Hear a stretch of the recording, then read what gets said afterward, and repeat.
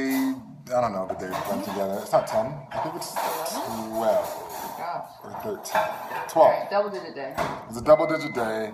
The days blend together. We went to bed at 6 a.m., 7 a.m. We got in at 3:30. We got in at 3:30 to the resort.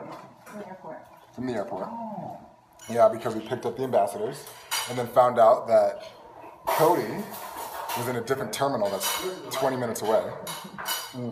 And his flight was delayed by how long? An hour? An hour. And took an hour longer. And took an hour longer to get there. And then we had to get into the jeepney and we drove here.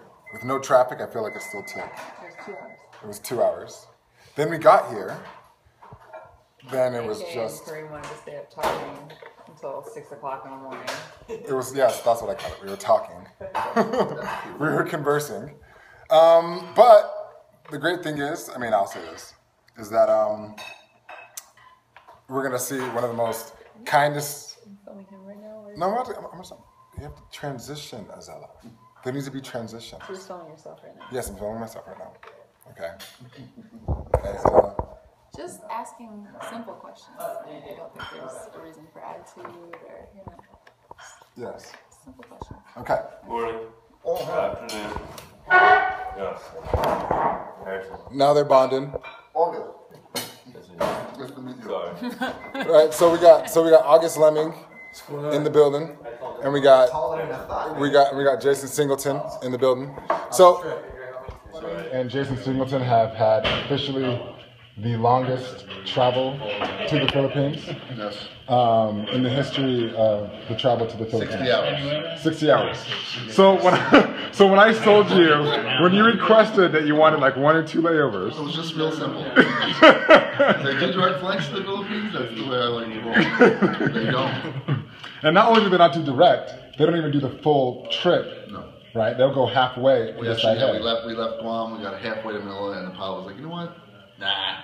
And so we headed back, but evidently there was too much fuel to land in Guam because the landing, the strip is too short, I imagine. So we had a circle for a while. So we literally just wasted time, which is impossible, philosophically.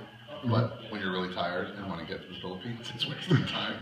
And we got back to the hotel, back to the airport, and they gave us a voucher for a hotel. And then we got on a bus for the hotel, and that was going to take until about 2 a.m. So we jumped off the bus, but no one could tell us how much a cab would cost. It was 2 minutes away. So we got into a cab, we got to the hotel, and we slept very nicely last night. How was the hotel? Beautiful. We'll talk about the hotel in our own time. It was an interesting hotel. I'll say that. It was like you pay by the minute?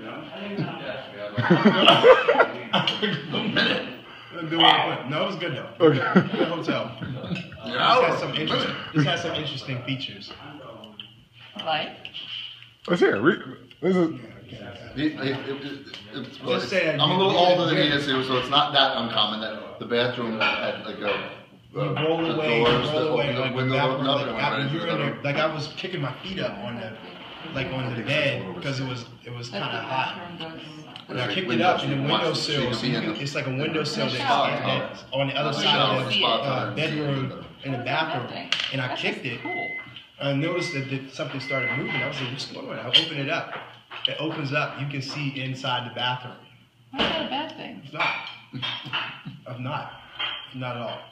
We were just like, we know what. If we were sharing a room, that's not true. In nice hotels, in like the Sheraton and the Crown Plaza in South Africa, it's a clear window. You can just like see the shower from the bed. We think that's a good thing. You found How is it different? I didn't think it was different. That was a good thing. Just keep I those think it was babies rolling. different. I think it was interesting that. I'm saying that does not equal an hour by the hour hotel.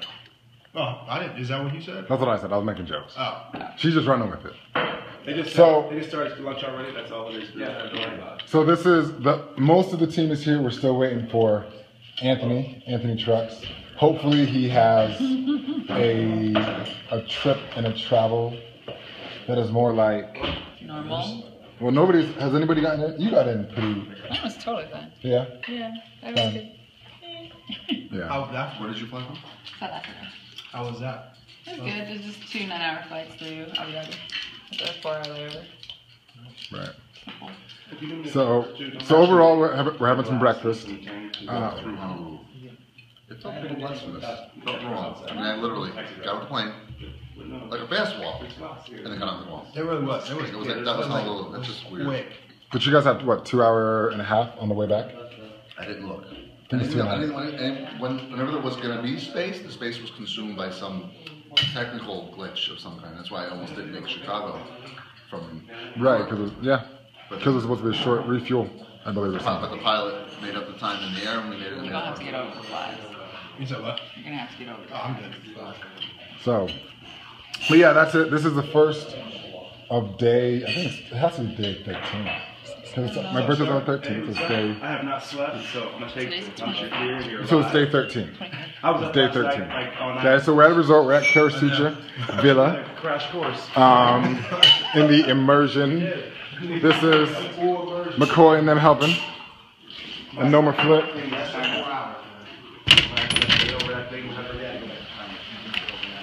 This is where we are for the night. You got bungalows, you got villas, you have nice flowing pools with little waterfalls. It's nice. It's nice. But what they don't know is what awaits them very soon. So here's where we are. Here's a little bit what we do. Team's good. We're feeling good. So let's go. It kind of just like blew your mind. You're like, really? That happened? Well, I was just watching, I mean, the interaction was like the interaction of people.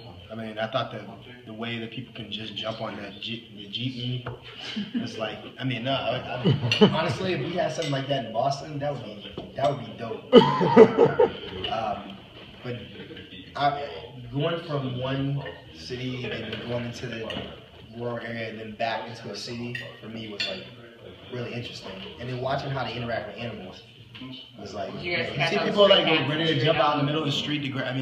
To grab the animals. I mean, there was all kind of stuff like sort of running in and out of every particular area we were in. I think either the love affair or the necessity, and probably a combination of the two. The mechanics, the shops with the car doors, and the men that worked there. Like right next to each other. Yeah. Clearly hadn't left the shop. Like that wasn't today's place.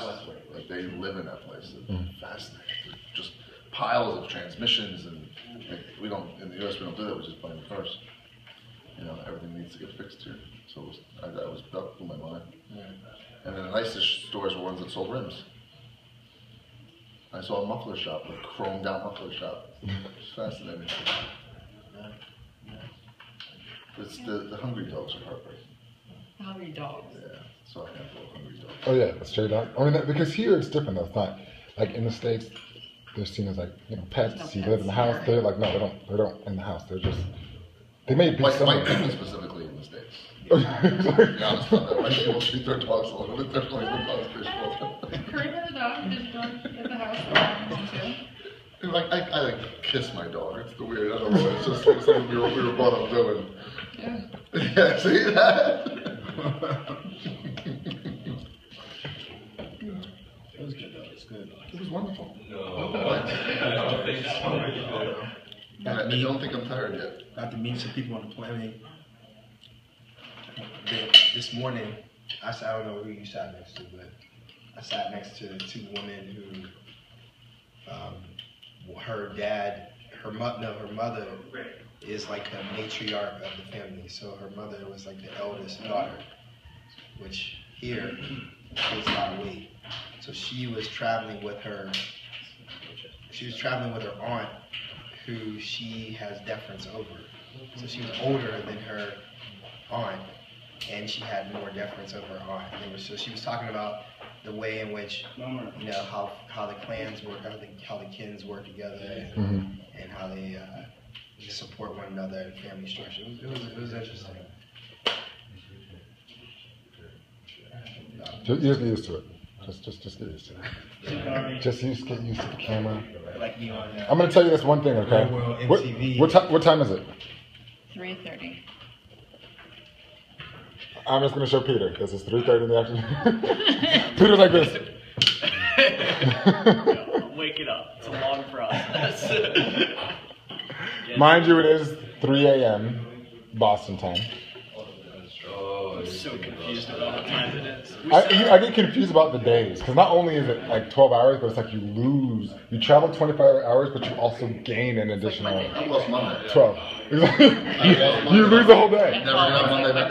We'll get 2 Mondays on the way back home. Exactly. 3 a.m. Harrison said his alarm Here for it's 12 Tuesday to wake us all up for breakfast. And then he turned it off. We all just went right back to bed. I heard August's voice and I was like, oh, it's like, I thought he was supposed to be here at like 4. Like, why is he already here at 12? I looked at my phone and it's 3 o'clock. I was like, oh. Yeah. I don't even remember the alarms going off, so that's the worst part. Oh, no. Yeah.